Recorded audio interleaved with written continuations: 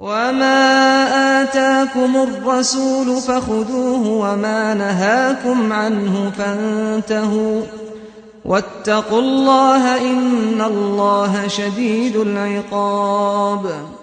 الحمد لله رب العالمين والصلاة والسلام على أشرف الأنبياء والمرسلين أما بعد ثم قال البخاري رحمه الله باب صوم يوم عرفة. یوم عرفہ کے روزے کے بارے میں آپ کو پتہ ہے کہ یوم عرفہ کا روزہ جو ہے اس کی بڑی فضیلت ہے. احادیث مبارکہ میں آتا ہے یوم عرفہ کا روزہ جو ہے اس سے 2 سال کے گناہ معاف ہوتے ہیں، ایک پچھلے سال کے اور ایک اگلے سال کے. تو یوم عرفہ کے روزے کی بڑی فضیلت ہے.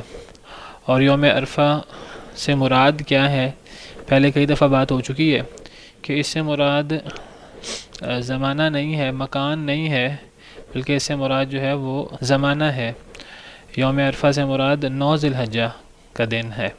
تو مکہ مکرمہ میں 9 ذی الحجہ کا دن ہو، سعودی عرب میں مکہ مکرمہ میں اسی دن حجاج جو ہیں وہ عرفات میں وقوف بھی کرتے ہیں، تو ان کے لیے وہ یوم عرفہ ہوگا. اور باقی جو دنیا میں علاقے ہیں جہاں مسلمان بستے ہیں ان کے لیے یوم عرفہ ان کا 9 ذی الحجہ ہوگا ان کے مطلع کے مطابق. تو یوم عرفہ کا روزہ ایک تو ہے غیر حاجی کے لیے، چاہے وہ مکہ مکرمہ میں ہو، چاہے وہ مکہ مکرمہ کے علاوہ سعودی عرب میں ہو یا سعودی عرب سے باہر پوری دنیا میں کہیں بھی بستا ہو.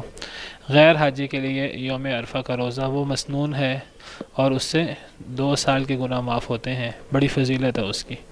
اب جہاں تک حاجی کے لیے، جو حاجی عرفات میں وقوف کیے ہوئے ہیں، تو کیا وہ روزہ رکھے کہ نہ رکھے، تو یہ مسئلہ جو ہے وہ یہاں ڈسکس ہو رہا ہے. حدثنا علی بن عبد اللہ قال حدثنا سفیان عن الزہری قال حدثنا سالم قال سمعت عمیرا مولا ام الفضل. حضرت سالم فرماتے ہیں، حضرت سالم جو ہیں وہ حضرت ابن عمر رضی اللہ عنہ کے بیٹے جو بہت بڑے عالم تھے، وہ کہتے ہیں میں نے عمیر سے سنا جو ام الفضل کے آزاد کردہ غلام ہے. ام الفضل جو ہیں یہ سیدنا عباس بن عبد المطلب کی بیوی تھی. حضرت ابن عباس رضی اللہ عنہ اور ان کے دیگر بھائیوں کی والدہ ام الفضل بہت جلیل القدر صحابیہ ہیں، شروع میں اسلام لانے والوں میں سے ہیں. اگرچہ حضرت عباس بن عبد المطلب رضی اللہ عنہ جو نبی صلی اللہ علیہ وسلم کے چچا ہیں، باپ شریک چچا، یہ لیٹ اسلام لائے ہیں. انہوں نے اسلام کا اظہار تو کیا ہے فتح مکہ کے موقع پر. اب یہ اسی موقع پر ایمان لائے تھے فتح مکہ سے تھوڑا سا پہلے. اب یہ اس موقع پر ایمان لائے تھے یا اس سے پہلے ایمان لائے ہوئے تھے اور ایمان چھپایا ہوا تھا، اللہ عالم.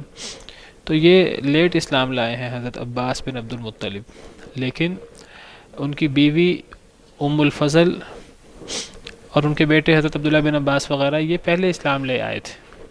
اور اس کے بارے میں صحیح بخاری کے اندر حضرت ابن عباس رضی اللہ عنہ کا فرمان موجود ہے کہ میں اور میری والدہ یہ ان کمزور لوگوں میں سے ہیں، المستضعفین من الرجال والنساء والولدان میں شامل ہیں. یہ حضرت ابن عباس رضی اللہ عنہ کا قول ہے. یہ قول کس ضمن میں ہے؟ قرآن کریم میں اللہ تعالیٰ نے ہجرت کا حکم دیا ہے.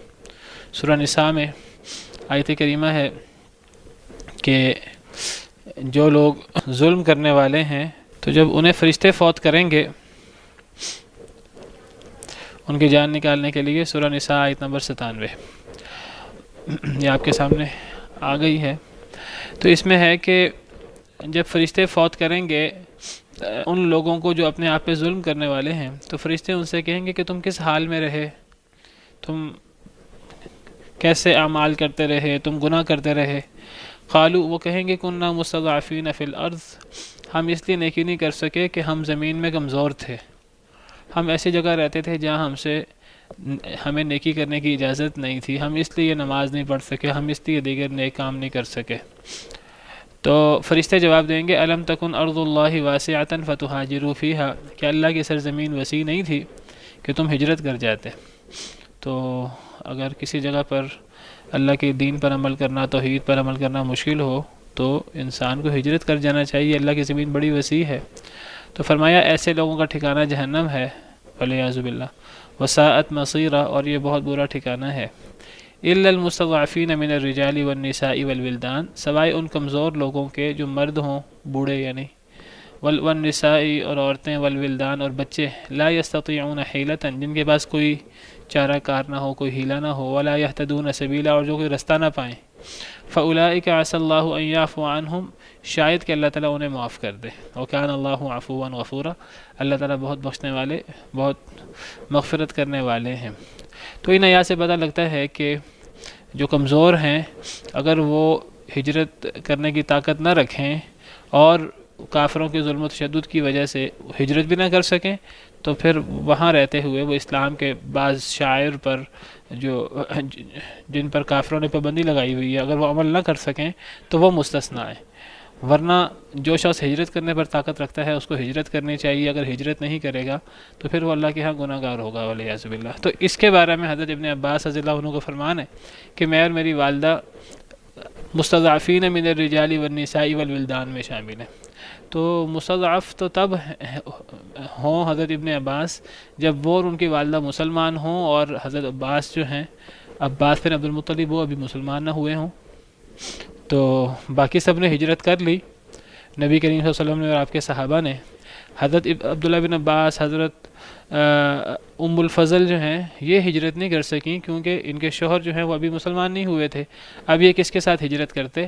تو حضرت ابن عباس فرماتے ہیں کہ ہم مستضعف لوگوں میں شامل تھے۔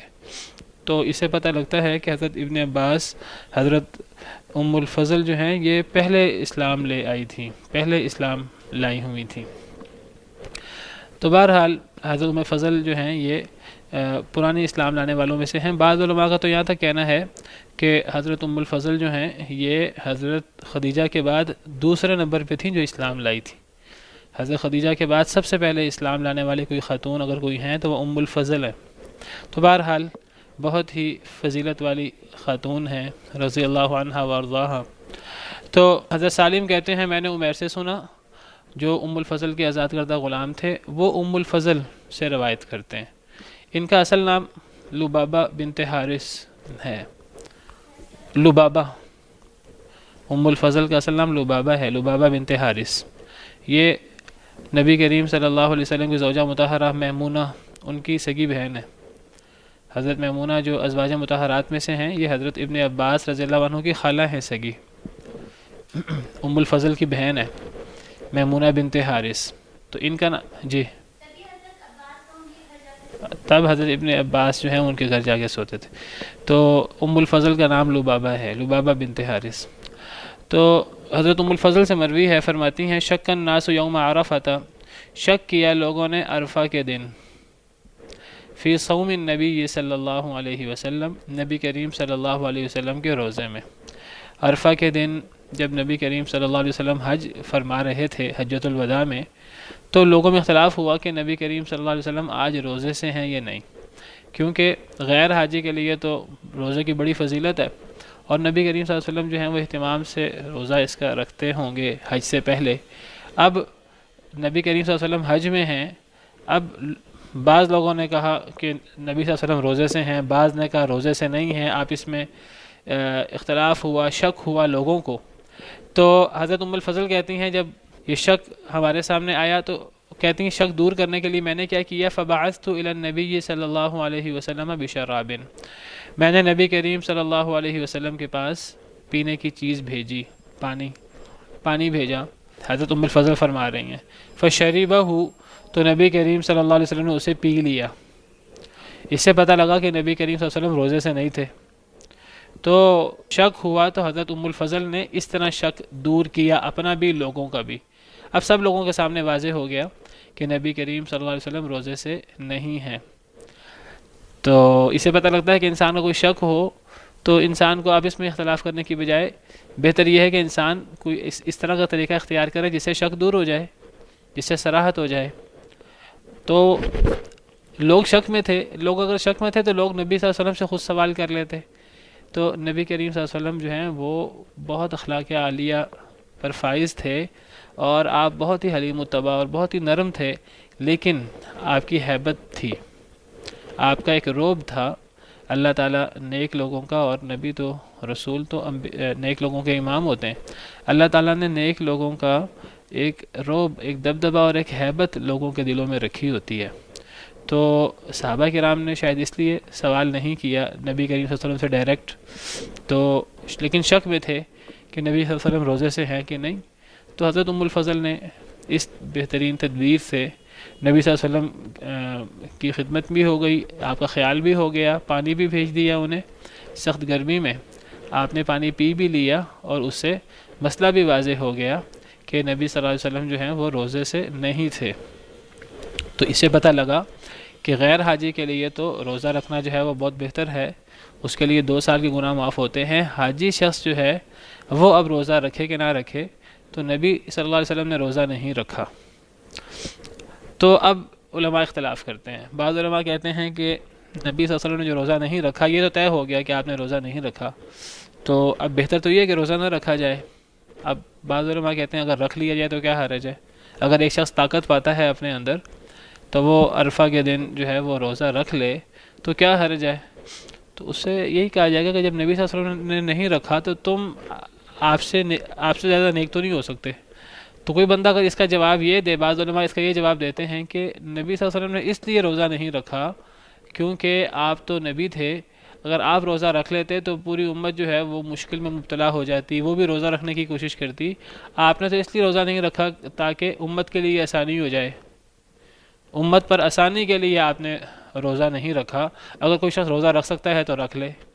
بعض لوگ اس کا جواب یہ دیتے ہیں کہ آپ نے تو امت کی آسانی کے لیے روزہ نہیں رکھا، تو ہم تو رکھ سکتے ہیں، ہم رکھ لیں گے۔ ہم اس سے یہی کہیں گے کہ جب نبی صلی اللہ علیہ وسلم نے امت کی آسانی کا دھیان رکھا تو امت کی آسانی اسی میں ہی ہے کہ وہ روزہ نہ رکھے۔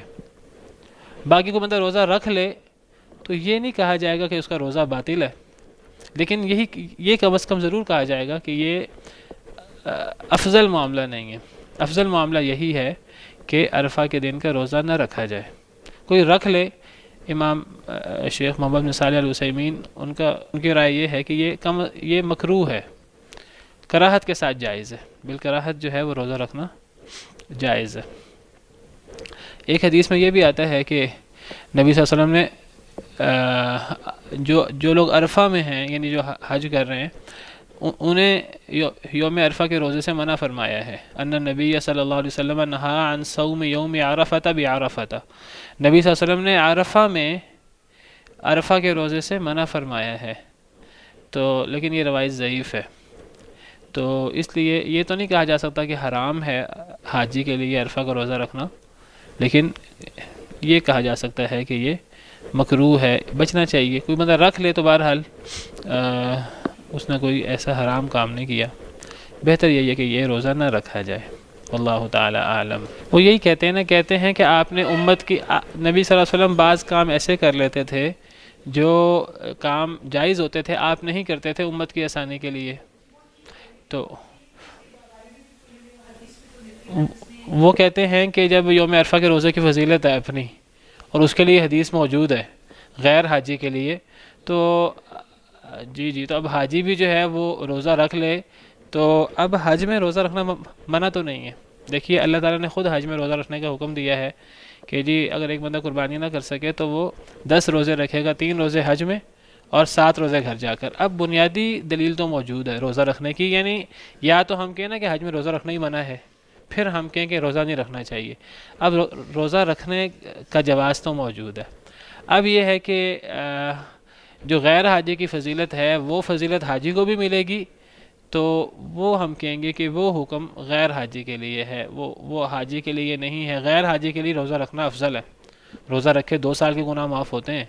اتنی فضیلت شاید کسی اور روزے کی نہیں ہے جتنی فضیلت غیر حاجی کے لیے یوم عرفہ کے روزے کی ہے۔